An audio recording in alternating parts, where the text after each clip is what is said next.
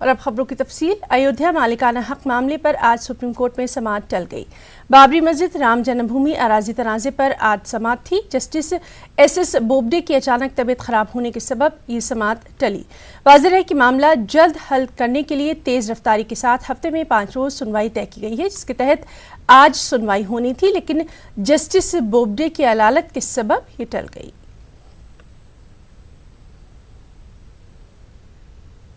UP के दीनी मदारिस में तकरीबन 1 सदी से पढ़ाए जाने वाले फाजिल तिब की डिग्री को मदरसा बोर्ड ने ख़त्म कर दिया है। फाजिल तिब की सनद रखने वाले तलबा तिब यूनानी में प्रैक्टिस कर सकते थे। फाजिल तिब की सनद न सिर्फ यूपी में बल्कि मुल्क की कई दूसरी रियासतों में भी मंजूर शुदा थी। यूपी मदरसा बोर्ड ने दीनी मदारिस को एतमाद में लिए बगैर ही अपने इम्तिहान से फाजिल तिब को खारिज कर दिया। पेश है ये एक्सक्लूसिव रिपोर्ट।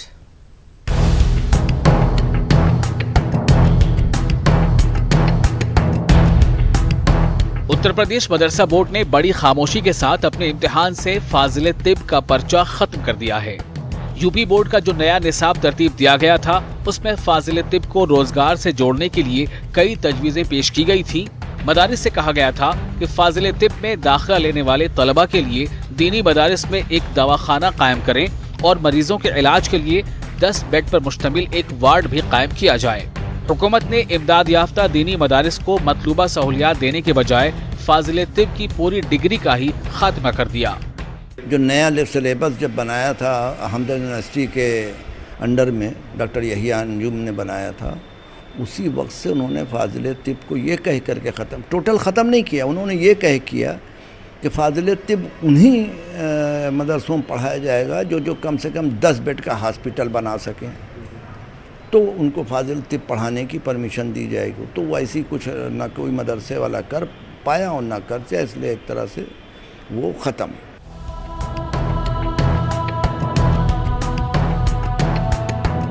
हिंदुस्तानी तरीक़े इलाज में तिब्बे यूनानी को एक मकबूल आम तरीक़े इलाज तस्लीम किया गया है। किसी ज़माने में दीनी मदारिस में तिब्बे यूनानी निसाब का एक अहम हिस्सा शुमार किया जाता था। दीनी मदारिस में दी जाने वाली फजीलत की असनाद में फाजिल तिब को एक खास मकाम हासिल था।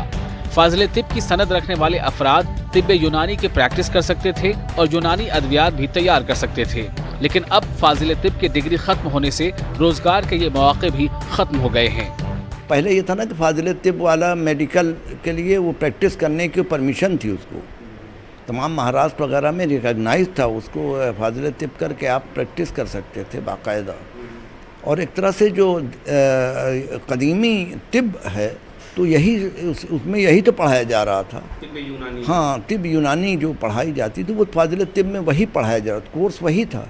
लेकिन चूंकि बाद में लोगों ने उसको बिल्कुल हवा में ले लिया, टीचर सही रहे नहीं और बस ऐसे ही देने लगे इम्तिहान। गर्चे मदरसा बोर्ड ने अपने निसाब में फाजिल तिब की डिग्री खत्म करके आलिम और कामिल के दर्जों में एक मजमून के तौर पर तिब को बाकी रखा है, ताहम इम्तिहान से तिब के पर्चों को हटा दिया गया है। मदरसा बोर्ड ने फाजिल तिब की सनद को खत्म करने से पहले न तो मदारिस के जिम्मेदारान से कोई मशवरा किया और न ही इस अहम फैसले का ऐलान किया। न्यूज़ 18 उर्दू के लिए इलाहाबाद से मुश्ताक आमिर की रिपोर्ट। असातिज़ा के बगैर तालीम का तस्वुर ही नहीं किया जा सकता है, लेकिन बिहार में ऐसा नहीं है। असातिज़ा के बगैर ही बिहार के स्कूलों का काम चल रहा है और मज़े की बात यह है कि इस मामले पर हुकूमत बिल्कुल संजीदा नहीं है। सूबे के अक़लियती स्कूलों में असातिज़ा के न होने से तालीम बुरी तरह से मुतासर है, लेकिन बहाली का दूर दूर तक कोई आसार नज़र नहीं आ रहा। एक रिपोर्ट।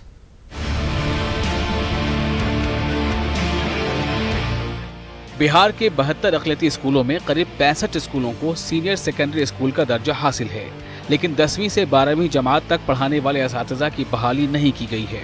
वो भी सिर्फ इसलिए कि रियासत में टीचर्स अहलियती टेस्ट मुनक़िद नहीं हो रहे हैं। साल 2011 में अहलियती टेस्ट मुनक़िद किए गए थे, इसके बाद से हुकूमत ने किसी तरह का कोई टेस्ट मुनक़िद नहीं किया, जबकि बहाली के लिए सेकेंडरी टीचर्स अहलियती टेस्ट और इब्तदाई टीचर्स अहलियती टेस्ट का पास होना लाजमी है। अक़लियती स्कूलों को TET पास उम्मीदवार नहीं मिल रहे हैं, नतीजे के तौर पर बहाली नहीं हो रही है। बदकिस्मती कहिए कि पोस्ट तो सरकार ने दे दिया, लेकिन हम आपके बहाली नहीं कर पा रहे हैं क्योंकि हम शर्त के अनुसार, गवर्नमेंट का जो शर्त है कि स्टेट पास होना ज़रूरी है, तो हमारे पास जो भी स्टूडेंट्स अप्लाई करते हैं विदाउट स्टेट रहते हैं और बीएड ज़रूर होते हैं, लेकिन स्टेट नहीं होने की वजह से हमारे यहाँ शिक्षा बिल्कुल हैम्पर हो रहा है। और हम लोग जितने भी अल्पसंख्यक विद्यालय हैं, किसी तरह से +2 में आपके अपने स्तर से हम लोग बच्चों को पढ़ाते हैं।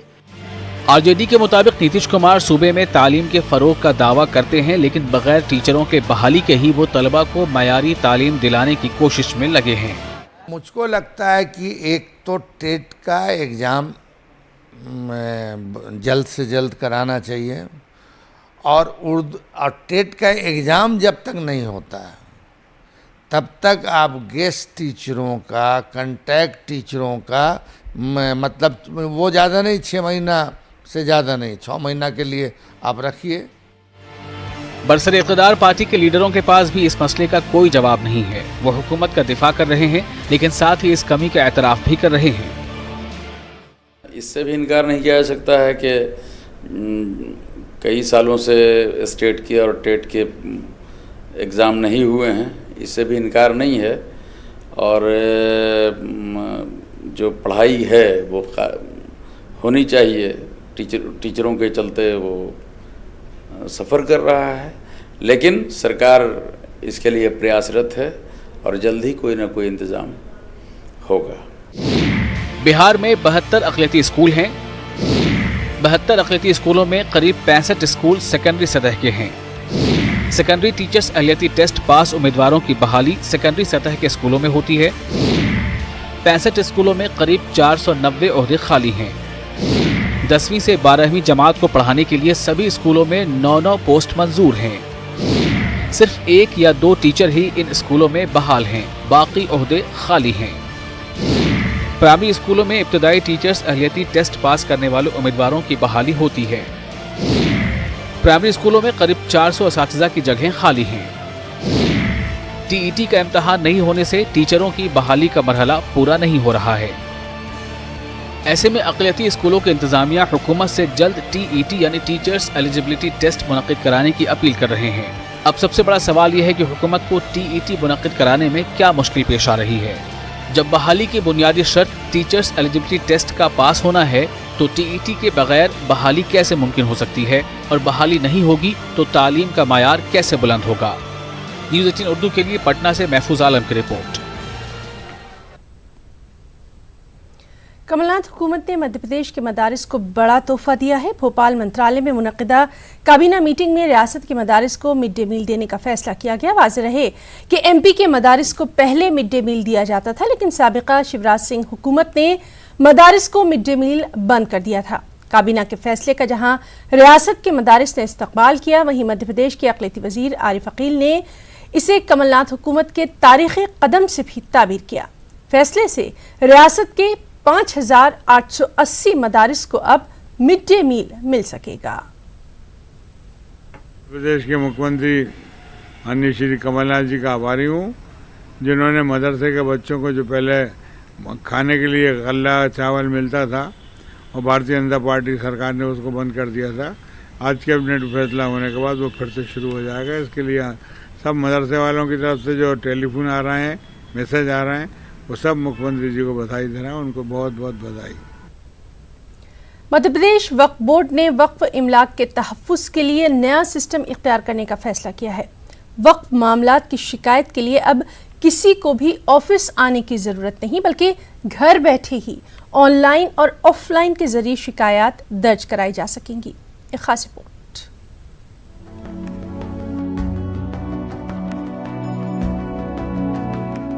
मध्य प्रदेश वक्फ बोर्ड के पास यूं तो 14,913 अमलाक दर्ज हैं, लेकिन इन अमलाक के तहफ़्फ़ुज़ के लिए बोर्ड के पास कुल 1100 कमेटियां ही तश्कील दी गई हैं। बोर्ड की ज़मीनें ज़्यादा होने और कमेटियां कम होने से अक्सर बोर्ड के ज़मीनों पर होने वाले कब्जे को लेकर बोर्ड को वक्त पर शिकायतें नहीं मिल पाती थी। बोर्ड ने तारीखी कदम उठाते हुए पूरे सूबे में एक साथ ऑनलाइन और ऑफलाइन शिकायत को दर्ज करने का फैसला किया है। बोर्ड ने इसके लिए बड़े पैमाने पर तैयारी शुरू कर दी है और इसका निफाज एक साथ 15 सितंबर से शुरू होगा। इस सिलसिले में बोर्ड के जिम्मेदार कुछ इस अंदाज में अपने ख्यालात का इजहार करते हैं। तो हमने पब्लिक रिड्रेसल एक्ट सिस्टम शुरू किया है और इसको ऑफलाइन भी किया है और ऑनलाइन भी किया है। तो ऑफलाइन तो वो लोग हैं जो लोग कंप्यूटर या ऑनलाइन सिस्टम को नहीं समझते हैं, उनके लिए रहेगा और उसमें एक लैंडलाइन नंबर भी होगा और उसमें व्हाट्सएप नंबर भी होगा, मोबाइल नंबर भी होगा। तो व्हाट्सएप के ज़रिए भी या फिर अपनी कंप्लेंट वो लैंडलाइन नंबर पे लिखवा सकते हैं। उसमें एक इंचार्ज हमारा एक कर्मचारी होगा जो कि उनकी पूरी कंप्लेंट रजिस्टर में लिखेगा।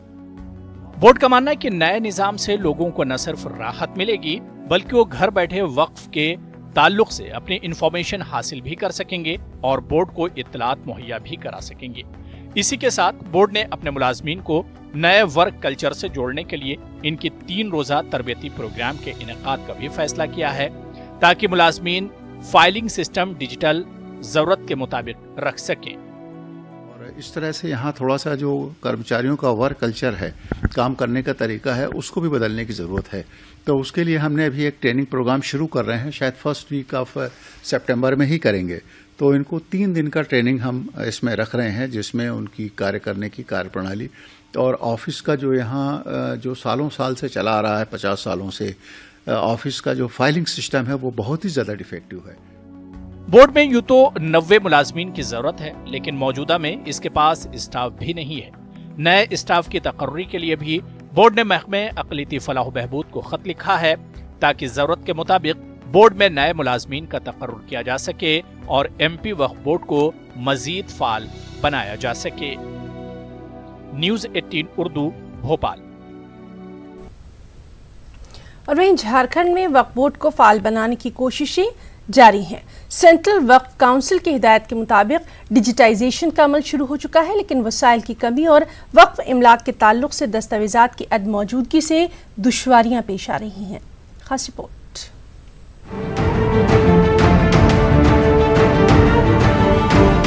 सेंट्रल वक्फ काउंसिल की गाइडलाइन के मुताबिक झारखंड सुन्नी वक्फ बोर्ड को फाल बनाने की कोशिशें की जा रही हैं। इस जिम्न में रियासत के तमाम वक्फ इमलाक के डिजिटाइजेशन का अमल शुरू हो चुका है। बोर्ड के CEO के मुताबिक इस अमल के जरिए तमाम वक्फ इमलाक के ताल्लुक से जानकारियां अवाम को ऑनलाइन फराहम करना अहम मकसद है। फिलहाल झारखंड में जो वक्फ की प्रॉपर्टीज़ हैं उन प्रॉपर्टीज़ के डिजिटाइजेशन का काम प्रारंभ हुआ है। एक ऑनलाइन सिस्टम डेवलप किया हुआ है NIC के जरिए। उस सिस्टम में ऑनलाइन एंट्री होती है। वाज़ेह है कि रियासत में तकरीबन 150 रजिस्टर्ड वक्फ इमलाक है, लेकिन बेशतर वक्फ इमलाक के दस्तावेजात बिहार सुन्नी और शिया वक्फ बोर्ड के दफातर की जीनत बने हुए हैं। हमारे साथ परेशानी ये हो रही कि हमारे पास जगह कम है। कंप्यूटराइजेशन जो सेटअप जो है सेंट्रल के स्कीम के तहत जो लगाना है उसके लिए जगह नहीं मुहैया। निबंधित जितनी भी संपत्ति अधिकतर वो बिहार के पीरियड की ही निबंधित परिसंपत्ति है, जो हमारे यहाँ भी 150 करीब। उसके कागजात 2-3 बार हम लोग गए भी, कागज मिला भी है, लेकिन सारे वक्फ का है लगभग आधे अधूरा है। जब वक्फ बोर्ड में वक्फ का प्रॉपर्टीज का कोई डिटेल है ही नहीं, आधा अधूरा, हम समझते सिर्फ 10% से 15% का डिटेल है, तो उसका डिजिटाइजेशन होने से या कंप्यूटराइजेशन होने से कोई फ़ायदा नहीं है।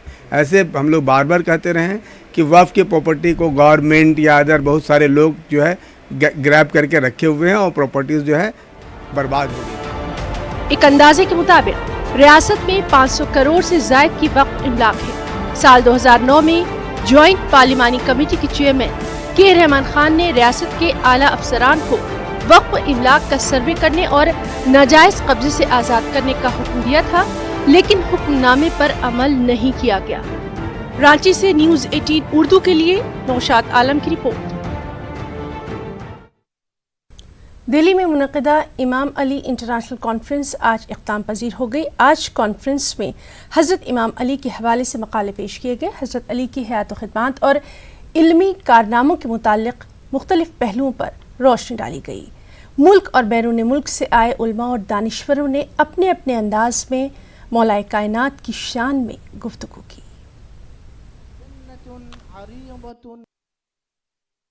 इंडिया इस्लामिक कल्चरल सेंटर में सफीनतुल हिदाया ट्रस्ट और दिल्ली अक़लियती कमीशन के ज़ेर एहतमाम 3 रोज़ा इमाम अली इंटरनेशनल कॉन्फ्रेंस का इनेकाद किया गया था। जिसमें आज मुल्क व बैरून मुल्क के उलमा कराम और दानिश्वरों ने मकालात पेश किए। मकालात में मौलाए कायनात की जिंदगी के मुख्तलिफ पहलुओं पर गुफ्तगू की गई। खुसूसी मौला के जरिए दिए गए खुतबात भी मौज़ूए गुफ्तगू रहे। जो खुतबा अभी मैंने बयान किया वो खुतबा नहजुल बलागा में नहीं है, और उसकी दो वजह हो सकती है। एक तो ये कि खुद नहजुल बलागा में सैयद रज़ी के पास जो कुछ मिला है वो सब उन्होंने जिक्र नहीं किया, बल्कि बाज़ चीज़ों को उन्होंने खुद मुंतखब किया है, सिलेक्शन किया है। और दूसरी बात यह है कि मुमकिन है बहुत से कलमात और खुतबात सैयद रज़ी के पास ना पहुँचे हों। कॉन्फ्रेंस में मौलाए कायनात हजरत अली के दौरे खिलाफत और उनके अदलो इंसाफ पर भी रोशनी डाली गई। मकाला निगारों ने नहजुल बलागा के हवाले से सैर हासिल गुफ्तगू की और हजरत अली के दूसरे मज़ाहिब से रवाबित पर भी रोशनी डाली। मैं समझता हूँ कि हज़रत अली अलैहिस्सलाम की ज़ात मुक़द्दस वो ज़ात है कि जो तमाम आलम इस्लाम के लिए और ख़ास तौर से मुसलमानों के तमाम फ़िरक़ व मज़ाहिब के दरमियान एक मरकज़ी किरदार की हैसियत रखती है। और मौला अली अलैहिस्सलाम की इल्मी और अखलाक़ी और मजहबी खिदमात के जो पूरे समाज के और पूरी दुनिया के लिए हैं, वो आज उनकी तालीमात की शक्ल में आम होती चली जा रही हैं। कॉन्फ्रेंस में बताया गया कि नहजुल बलागा मौलाए कायनात के इल्म का प्याला है। हजरत अली के अक़वाल व खुताबात से अंदाजा लगाया जा सकता है कि कुरान से उनका कितना गहरा ताल्लुक़ था। अली कुरान के साथ हैं और कुरान उनके साथ है, ये दोनों एक दूसरे से जुदा नहीं होंगे, यहाँ तक कि मेरे पास हौज़ कौसर पर साथ साथ ही वारिद होंगे। गौर करने की बात है कि इमाम अली और कुरान हकीम के दरमियान में ये क्या कोई मामूली निस्बत है? यही नहीं बल्कि ख़ुद इमाम अली का ये इरशाद भी तारीख़ व हदीस व आसार की किताबों में मौजूद है कि आपने फरमाया मैं कुरान नातिक़ हूँ। इस 3 रोज़ा कॉन्फ्रेंस में हज़रत अली की हयात व खिदमात, उनके सियासी नज़रियात और माशी इस्लाहात से लेकर कुरान से हज़रत अली की वाबस्तगी पर पुरमग़्ज़ गुफ्तगू की गई। मौजूदा दौर में हज़रत अली के फ़िक्र व नज़रियात पर अमल करने की अशद ज़रूरत है। इस कॉन्फ्रेंस में तमाम मकातब फ़िक्र के अफराद ने शिरकत की और इत्तेहाद का पैगाम देने की कोशिश की। न्यूज़ 18 उर्दू के लिए दिल्ली से खुर्रम शहजाद की रिपोर्ट। रुकना चाहेंगे एक ब्रेक के लिए।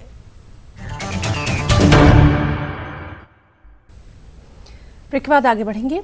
रामायण, गीता वेद और उपनिषद ग्रंथ हिंदुओं की मुक़द्दस मजहबी किताबें हैं। बुनियादी तौर पर संस्कृत ज़बान में मौजूद इन किताबों का हिंदी के अलावा दीगर मुख्तलिफ ज़बानों में भी तर्जुमा किया गया है। ताहम इन किताबों के कदीम उर्दू तर्जुमे न सिर्फ कम तादाद में हैं बल्कि नायाब भी। भगवत गीता और जोग बशिष्ट जैसे हिंदू मजहबी ग्रंथों का ऐसा ही 100 साल पुराना नुस्खा मेरठ के मनसबिया अरबी कॉलेज की लाइब्रेरी में मौजूद है। एक खास रिपोर्ट।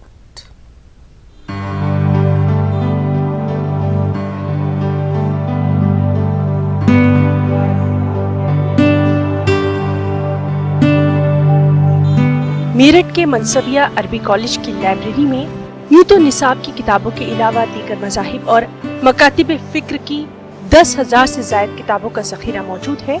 ताहम दीगर मजहबी किताबों के वो कदीम और नायाब नुस्खे खास तौर पर काबिल ज़िक्र हैं जो कि उर्दू ज़बान और रस्म ख़त में मौजूद है। मशहूर नवल किशोर प्रेस से तर्जुमाए जोगे बशिष्ट जहाँ 1895 में शाये हुई, वहीं भगवत गीता महाभारत सन 1919 में शाये हुई, जिसका एक एक नुस्खा अरबी कॉलेज की इस लाइब्रेरी में मौजूद है।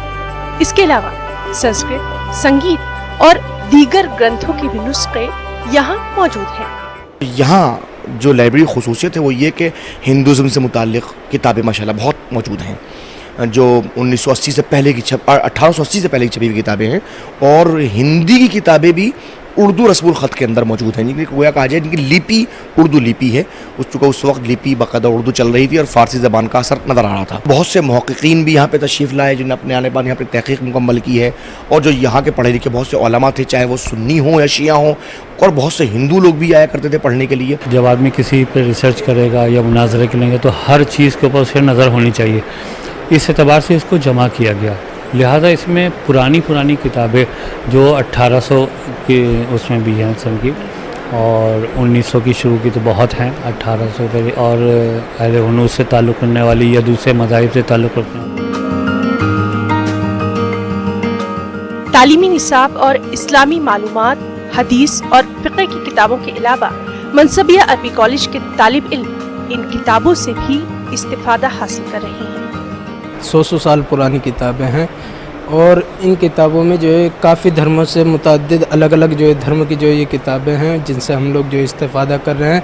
हम लोग यहाँ मदरसे में जो है अलग से जो है क्लास टाइम में जो है दरसी किताबों से भी इस्तिफादा करते हैं और जो फ्री टाइम हम लोगों को मिलता है वो जो है मुतअद्दिद धर्म जो है मुतालिक जो मज़हब है, हिंदू धर्म हुआ या अलग तरह के जो भी धर्म हैं उनसे जो मुतालिक जो किताबें हैं हम लोग उससे इस्तिफादा करते हैं यहाँ पर।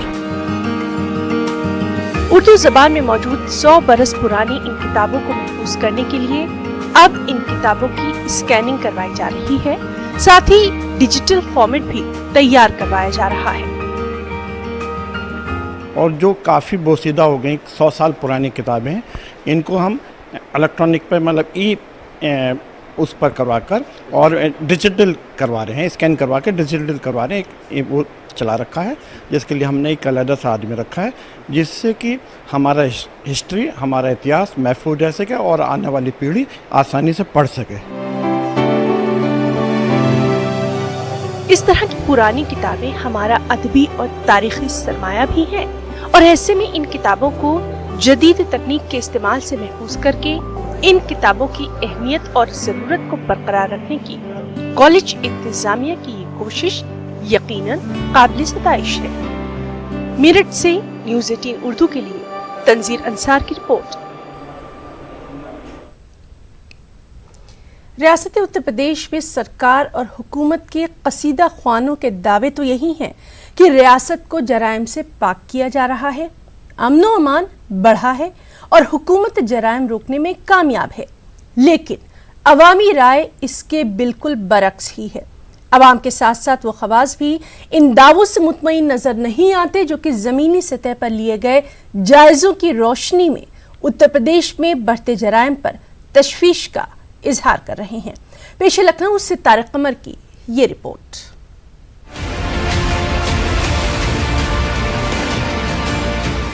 उत्तर प्रदेश में अमन व अमान के क़याम के ताल्लुक और इक़दामात के हवाले से बयानबाजियां कल भी जारी थीं और आज भी जारी है। अजीब बात यह है कि सरकार के वजीरों से लेकर हुक्काम तक ये मानने को तैयार नहीं कि यूपी में आईन व कानून और नज़्म व नस्ल की हालत खराब है, लेकिन साबिक आईजी पुलिस SR दारापुरे के मुताबिक हुकूमत के दावे गलत हैं। उन्होंने कहा कि उत्तर प्रदेश को संभालने और इसे फिरका परस्ती, मुनाफरत और जराइम से पाक करने के लिए हिकमत अमली तब्दील करने की जरूरत है। कड़ी कार्रवाई के माध्यम से अपराध नियंत्रण का दावा मतलब किया जा रहा, परंतु बिहार में इससे अपराध रुका नहीं है। आप चाहे हत्याएं ले लीजिए, चाहे ख़ास तौर से महिलाओं पर बलात्कार और हत्या को आप ले लीजिए, ये निरंतर बढ़ रही हैं। तो इससे ये स्पष्ट हो रहा कि ये जो सख्त कार्रवाई हो रही है ये उन लोगों के खिलाफ नहीं हो रही जो वास्तव में अपराधी हैं। इसमें निर्दोष लोगों को पकड़ के जो जेल में डाला जा रहा या उनको गोली मार के जख्मी किया जा रहा या उनको मारा जा रहा, तो जो वास्तविक में अपराध करने वाले लोग हैं वो छुटे हुए हैं और बराबर अपराध कर रहे हैं। कानून व्यवस्था बहुत चरमरा चुकी है उत्तर प्रदेश की और इनसे उत्तर प्रदेश संभल नहीं रहा हमारे माननीय योगी आदित्यनाथ जी से। जहाँ तक मैं देख रहा हूँ बहुत ही दयनीय स्थिति हो चुकी है। आए दिन बलात्कार, अपराध, लूटें बराबर हो रही हैं। ये बहुत अफसोसनाक है, इनसे कहीं पर प्रदेश संभल नहीं रहा है। मैं आपके चैनल के माध्यम से ये कहना चाहता हूँ या तो इनको इस्तीफा दे देना चाहिए या कानून व्यवस्था दुरुस्त करना चाहिए।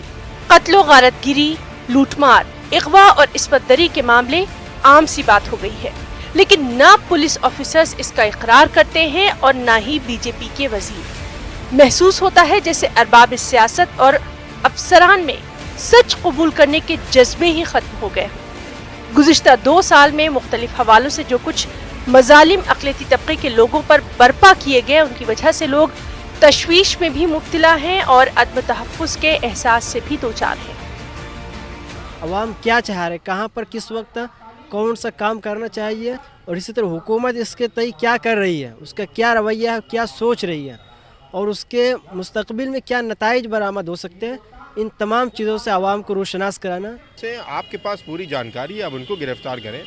मदरसे के बच्चों को शक की बुनियाद पर उठा लेना या फिर उनके पास उसके बाद पूछताछ करना और एक लंबे अरसे के बाद फिर उनकी रिहाई, ये सारी चीज़ें मुझे लगता है कि कानून व्यवस्था पर भी एक सवालिया निशान खड़ेगी। उधर आवाम की राय सरकारी दावों और अफसरों की बयानबाजियों से बिल्कुल मुख्तलिफ है।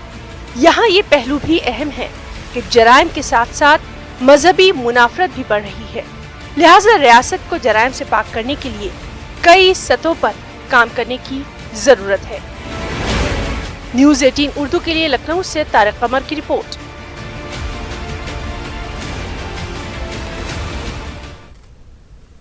जाएंगे एक ब्रेक के लिए।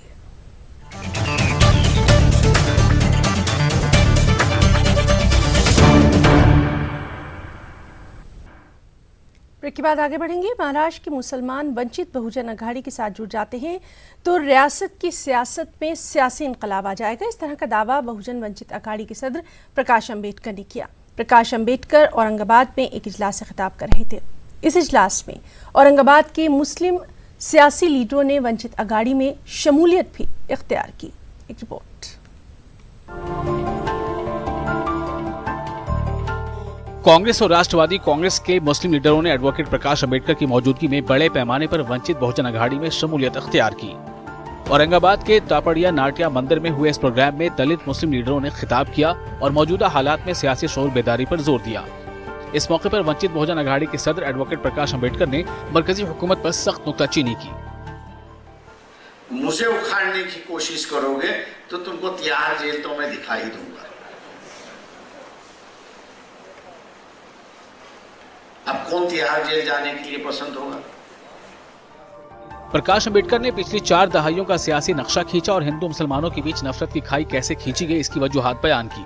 प्रकाश अम्बेडकर ने दावा किया कि वंचित बहुजन अघाड़ी का औरंगाबाद पैटर्न ही इसका मुंह तोड़ जवाब है।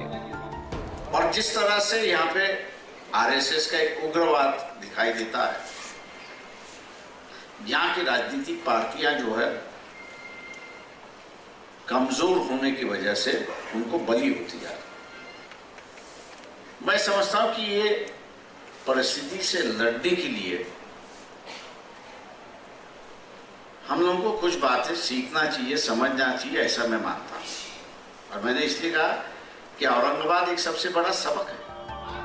वंचित बहुजन अघाड़ी और कांग्रेस इत्तेहाद के ताल्लुक से प्रकाश अम्बेडकर का कहना है कि महाराष्ट्र के असेंबली चुनाव तक वंचित के दरवाजे कांग्रेस के लिए खुले हैं। प्रकाश अम्बेडकर ने दावा किया कि अगर सेकुलर ताकतों का साथ मिला तो महाराष्ट्र की सियासत एक नई करवट जरूर लेगी। कांग्रेस को वोट देने के बाद भी कांग्रेस इसको हराने की स्थिति में नहीं है। सेना बीजेपी को हराने की परिस्थिति में नहीं है। लेकिन अगर मुसलमान वंचित बहुजन अघाड़ी के साथ अगर जुड़ जाता है तो सेना बीजेपी को हराने की ताकत हम लोग बना देते हैं। ये सबसे बड़ा। इंतखाबात से कबल पार्टी बदलने और दावों का जोर खूब चलता है, लेकिन बड़ा सवाल यही है कि क्या वाकई इस बार महाराष्ट्र की सियासत में नुमाया तब्दीली आएगी। न्यूज़ 18 उर्दू के लिए औरंगाबाद से अजहरुद्दीन की रिपोर्ट। दोस्ती भाईचारगी के लिए अगर कदम बढ़ाए जाएं तो हर गली मोहल्ले शहर और इलाके में खुशगवार तब्दीली, चैन और सुकून का माहौल देखने को मिल सकता है। और बेंगलुरु का इंदिरा नगर का इलाका इसकी शानदार मिसाल बना हुआ है।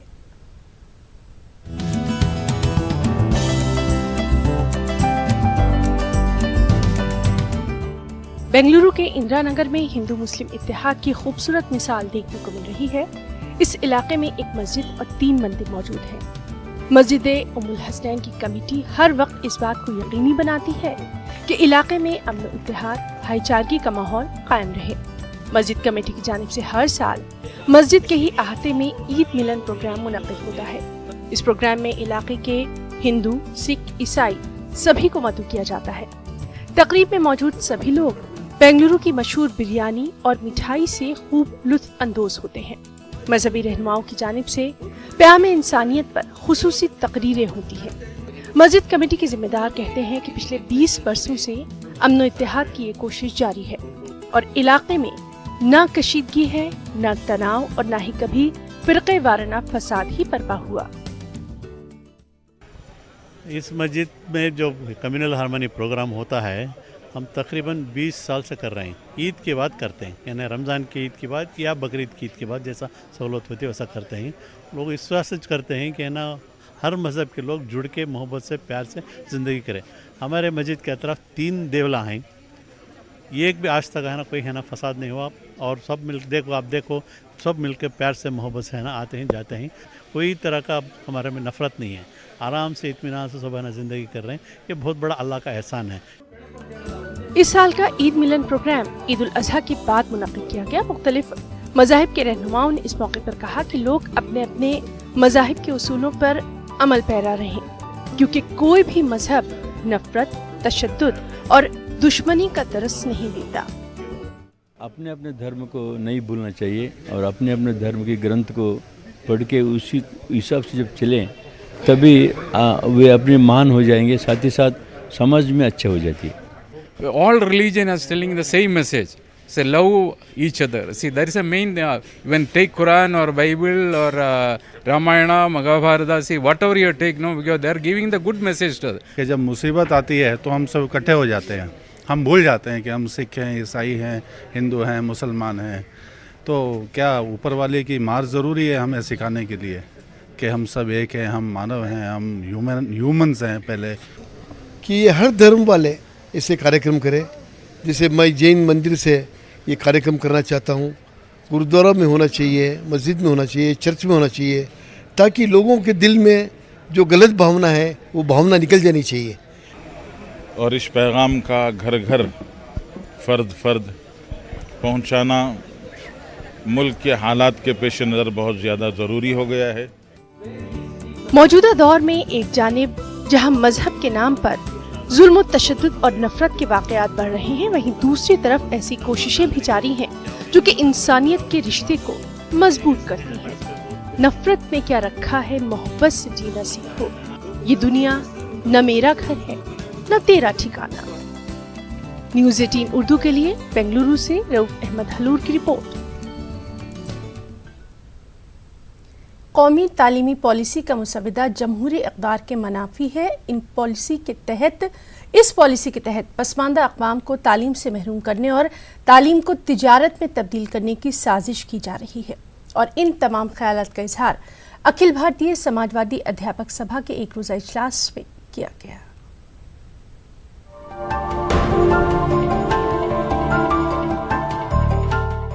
कौमी तालीमी पॉलिसी के ड्राफ्ट पर मरकजी हुकूमत ने जो तजावीज़ तलब की है उसकी तारीख में 31 अगस्त तक तौसी कर दी गई है। औरंगाबाद के doctor Bhimrao Ambedkar research centre में हुए एक रोज़ा इजलास में इसी ड्राफ्ट की खामियों और खूबियों का जायजा लिया गया। मुकर्रीन के मुताबिक इस तालीमी पॉलिसी के ड्राफ्ट की तहरीर बड़ी दिलकश और मुतासिर कुन है, लेकिन बैनुल-सतूर में वो अगराज़ व मकासद पोशीदा हैं जिनका एक जमहूरी मुल्क में तसव्वुर नहीं किया जा सकता। इजलास में शुरका ने खदशा जाहिर किया कि कौमी तालीमी पॉलिसी के नाम पर तालीम के भगवाकरण की राह हमवार की जा रही है। पहला जो सरकार था 2014 के पहला, ये सरकार ने राजस्थान में नेल्सन मंडेला का एक विषय, उसको क्या बोलेंगे अपन, सब्जेक्ट, धड़ा उसको अपन जो बोलते हैं, तो वो उसमें रखा था। ये सरकार जब वसुंधरा की आई, इन्होंने उसको निकाल दिया। मतलब शिक्षण आज से भगवेकरण, इसको हम बोलते हैं, एजुकेशन का जो भगवेकरण चालू है, इसके खिलाफ हम हैं। और ये जो मसौदा है इसमें शिक्षण का भगवेकरण इसमें ज़्यादा अहम भूमिका निभा रहा है, और हमारा यहाँ पर ऑब्जेक्शन है कि ये नहीं चलेगा। सजेशन मांगे गए हैं तो अखिल भारतीय समाजवादी अध्यापक सभा ने अपने सजेशन दे दी है। उसमें यह है कि केजी से पीजी सब तालिब इल्मों को, स्टूडेंट को फ्री एजुकेशन मिलना चाहिए। तालीमी माहिरीन के मुताबिक नई तालीमी पॉलिसी में गरीब और पसमानदा अक़वाम को तालीम से दूर रखने और आला तालीम को दौलतमंदों तक महदूद करने का खतरनाक मंसूबा शामिल है। छोटे छोटे तालीमी इदारों को बंद करके उनकी जगह स्कूल कॉम्प्लेक्स का मंसूबा है, लेकिन इस बात की वजाहत कहीं नहीं की गई कि गांव देहातों के बच्चे तालीम हासिल कैसे कर पाएंगे। माहिरीन तालीम ने दावा किया कि हुकूमत तालीम का बाजारीकरण करने पर उतर आई है और इसी के खिलाफ मुल्क गिर तहरीक की बेहद जरूरत है। जानवर को इंसान बनाने की ताकत एजुकेशन में है, तो इनको हमको इंसान बनने ही नहीं देना है। हम ऐसे ही भटकते रहे और हम ऐसे ही घूमते रहे। व्यवसायीकरण किया है एजुकेशन का, खाजगीकरण किया है एजुकेशन का, हमारे हाथ में रखा ही नहीं है। तो ये सब बातें हैं इसमें, ये इसके खिलाफ हम हैं। ये बाजारीकरण और कंपनीकरण, आज जो माहौल है मुल्क के अंदर कि जिसकी जेब में पैसा रहेगा उसका बच्चा सीखेगा, हम इसके खिलाफ पूरे मुल्क में तहरीक चला रहे हैं। अखिल भारतीय समाजवादी अध्यापक सभा पूरे मुल्क के अंदर इसको तहरीक को जोड़ रही है। इस एक रोजा इजलास में तालीमी मुसव्वदे का बारीकबीनी से जायजा लिया गया। माहिरीन का मानना है कि कुछ बातें मुस्बत भी हैं जिनका खैर मकदम किया जाना चाहिए। मिसाल के तौर पर इस ड्राफ्ट में पहली मर्तबा ट्रांसजेंडर को तालीम से जोड़ने की बात की गई है। पिछले 70 वर्षों में इस पर कहीं तवज्जो ही नहीं दी गई थी। लेकिन माहिरीन इस नतीजे पर भी पहुंचे कि मुसव्वदा 99% तालीम के भगवाकरण की ही वकालत करता है, जो कि जमहूरी कदरों के मनाफी है। न्यूज़ 18 उर्दू के लिए औरंगाबाद से अजहरुद्दीन की रिपोर्ट। मुल्क में बढ़ती आबादी के लिए शरपसंद अनासिर की तरफ से मुसलमानों को जिम्मेदार ठहराया जाता रहा है। आला तालीम याफ्ता मुस्लिम खवातीन का मानना है कि बढ़ती आबादी पूरे मुल्क के लिए एक संगीन मसला है और इसके लिए किसी खास फिरके को जिम्मेदार नहीं ठहराया जा सकता। मुस्लिम खवातीन का कहना है कि तनासुब के एतबार से मुसलमानों की आबादी के इजाफे में कमी आई है। खास रिपोर्ट।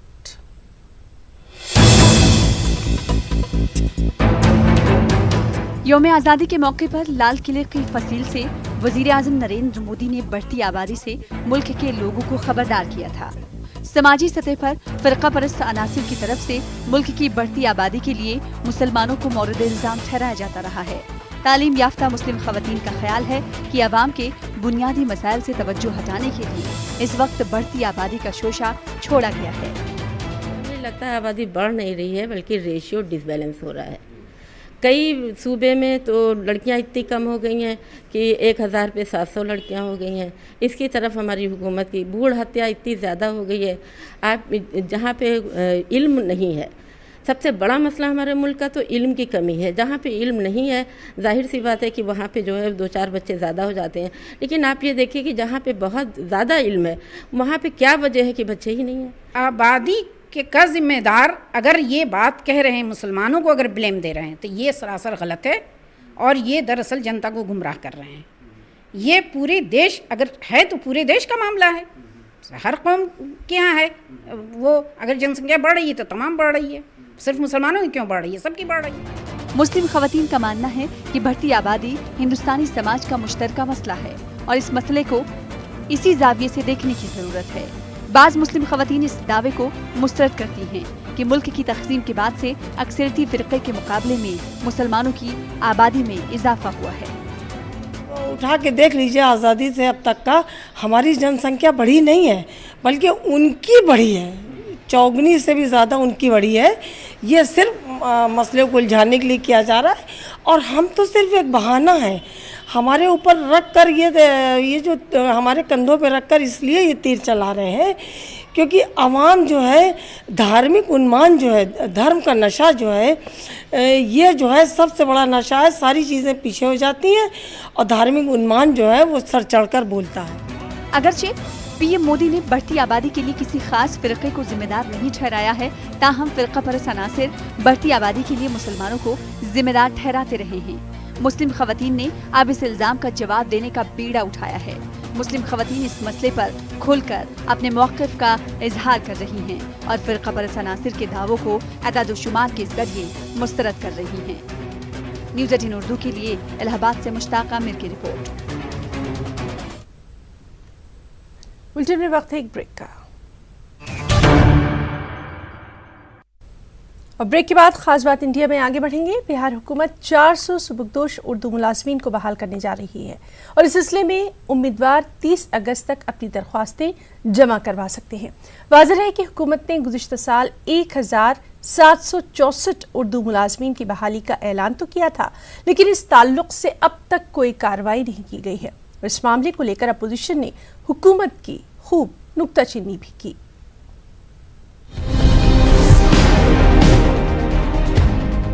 बिहार के मुख्तलिफ जिलों, ब्लॉक, कमिश्नरी और सेक्रेटेरिएट में उर्दू मुलाजमीन की जगह बरसों से खाली है। सूबे की दूसरी सरकारी जबान की अमली नफाज में हो रही दुश्वारी से निपटने के लिए हुकूमत ने सुबकदोश मुलाजिम को बहाल करने का फैसला किया है। टाल मटोल के कारण जो है लोगों में मायूसी हो रही है कि साहब अब इलेक्शन आने वाला है, बहाली होगी कि नहीं होगी, तो ये क्वेश्चन मार्क लग जा रहा है। और अगर बहाली करनी है तो टाइम फ्रेम फिक्स करके 6 महीने के अंदर जो है सारा फॉर्मेलिटी करके बहाल कर दीजिए। जबकि बरसर इक़्तिदार पार्टी के लीडर हुकूमत का दिफा कर रहे हैं। जेडीयू के एमएलसी खालिद अनवर के मुताबिक उर्दू मुलाजिमीन की बहाली जल्द होगी। किसी नए अपॉइंटमेंट में बहुत सारे प्रोसेस होते हैं, उस प्रोसेस से गुजरना होता है और सारी चीज़ें हो करके अब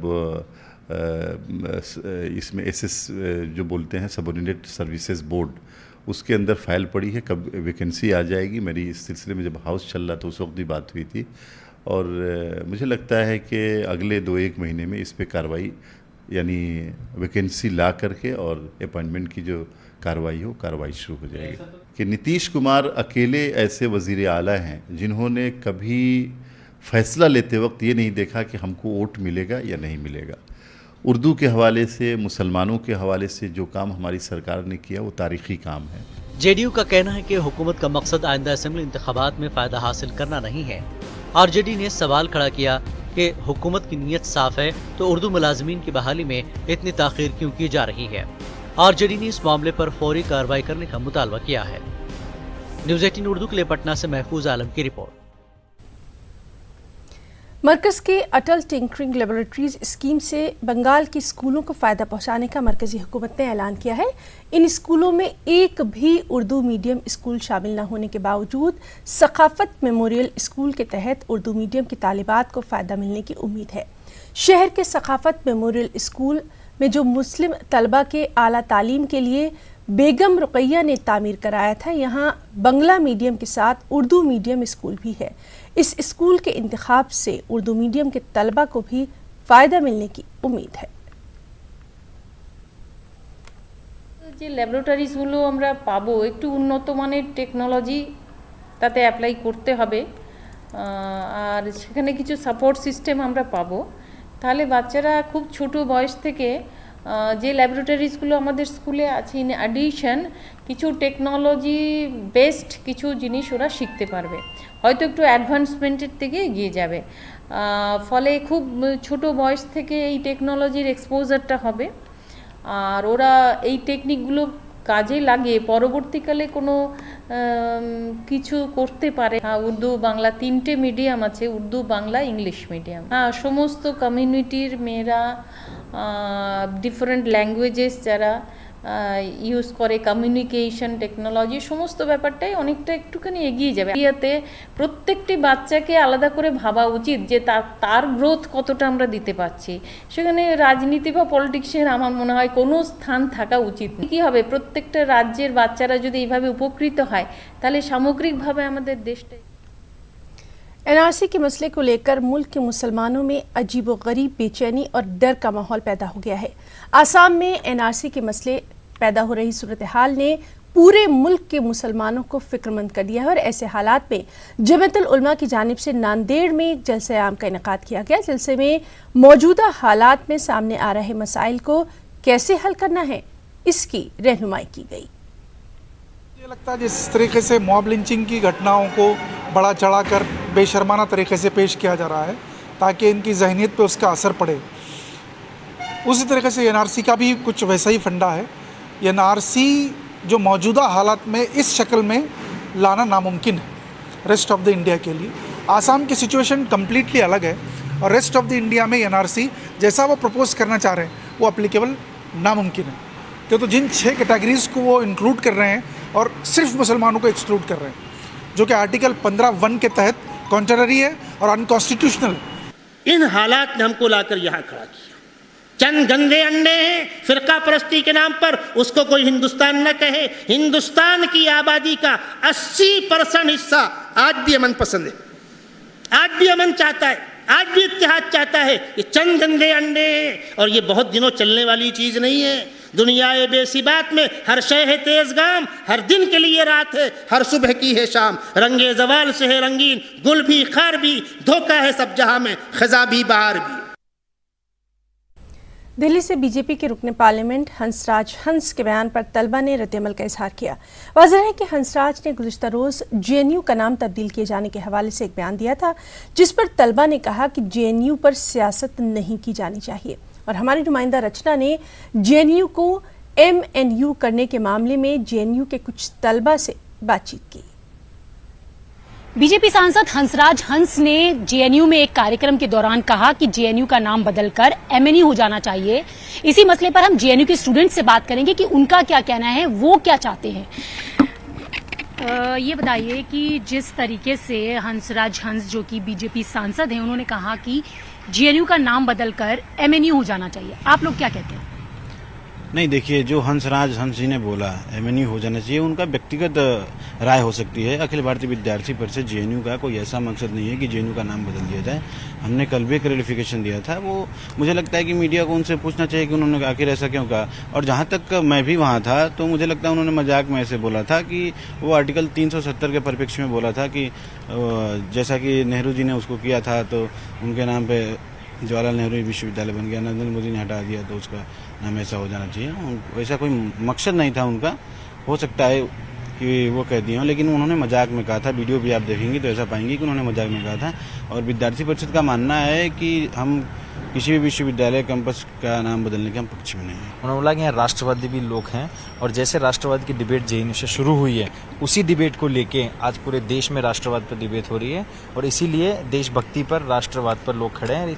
मोदी जी ने उसी नाम पर इलेक्शन भी कहीं ना कहीं जीता है, तो ऐसी अच्छी बातें जब उन्होंने बोली हैं तो ये लोग हमेशा जेएनयू का नाम बदनाम करने के लिए गलत डायरेक्शन में डिबेट को लेके जा रहे हैं। गलत डायरेक्शन में लेके जा रहे हैं, नाम बदनाम करने की बात भी आपके साथी ने कही।